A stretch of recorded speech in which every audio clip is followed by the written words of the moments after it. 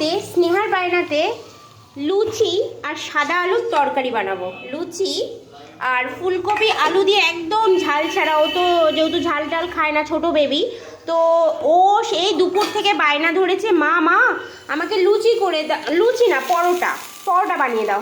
তো আমি ভাবলাম পরোটা খাবি কেন, লুচিই খা। বলছে না আমি পরোটাই খাবো। তো চলো বানানো যাক। দুপুরবেলা থেকে পড়তে গেছে, বেচারি ভাতও খায়নি জানো। ও ভাতটা অতটা পছন্দ করে না, একটু রসে কষে পরোটা লুচি মুচি হবে এইসবই খায়।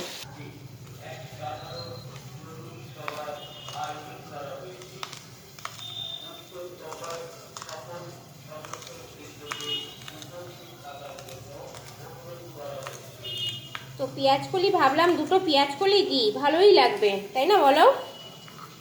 একটু মটরশুঁটিও দিয়ে দিলাম, কাটা হয়ে গেছে, এই কটা দিয়ে দেবো। কেমন লাগছে শীতের সবজি? আরে শীতের সবজি না কত কালারফুল হয় যে কি ভালো লাগে দেখতে। দেখো আরও যদি এর মধ্যে গাজর আছে, গাজর দেবো না আমি, একটুখানি তরকারি দুজনে খাবো। আজকে বর্মশাই আসবে না, চলে গেছে কলকাতায়। কলকাতায় না, সরি, ঘুরতে গেছে। কোথায় জানো? সুন্দরবন। একটা টমেটো কেটে নিয়েছি, টমেটোটা আবার তরকারির মধ্যে দিয়ে দেবো। লঙ্কাগুলো দেখো বন্ধুরা, এমন লঙ্কা মনে হচ্ছে তেল মাখানো আছে না, গাগুলো কি চকচক চকচক, কি টাইট লঙ্কা। দেখো এখানেও অনেক লঙ্কা আছে, মনে হচ্ছে না তেল মাখানো। আমার হাতে দেখো, বেশ ভালোই লাগছে। তোর মুখে কি হচ্ছে রে? ফুলে গেছে কেন? দেখি কি কি আছে, দেখা দেখা আমাকে দেখাবি দাও। কিছুই তো নেই, আমাকে বোকা বানাচ্ছিস। আমার লুচির লেচি কাটা হয়ে গেছে, একটু বড় বড়ই কেটেছি। কতক্ষণ ধরে করবো, অ্যাকচুয়াল দুজনেই খাবো তো, তাও তো ও তো খেতেই চায় না। দেখো দেখো আমার হাতে হাতে কে সাহায্য করে দিচ্ছে। ও মাই গড, থ্যাংক ইউ। এটা সরু হয়ে যাচ্ছে, হ্যাঁ একটু ভালো করে করতে হবে না, একটু ঘুরিয়ে ঘুরিয়ে নাও নাও, এদিক থেকে আবার বেলো। ও আগের দিন না নিজে নিজে পরোটা ভেজেছে, তাই জন্য ওর খুব ইচ্ছা ও নিজে নিজে পরোটা বেলবে, মানে পরোটা লুচি।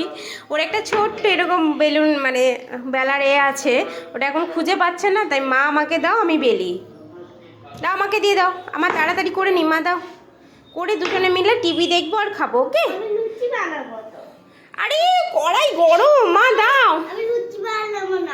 তাহলে তো আমার কড়াইতে তেলও গরম হয়ে গেছে, ঠিক আছে চলো একটা লুচি ছাড়া যাক।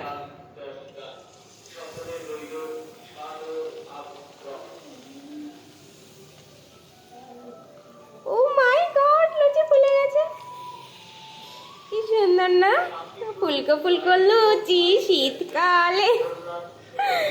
কারা কারা লুচি খেতে ভালোবাসো আমাকে কমেন্ট করো।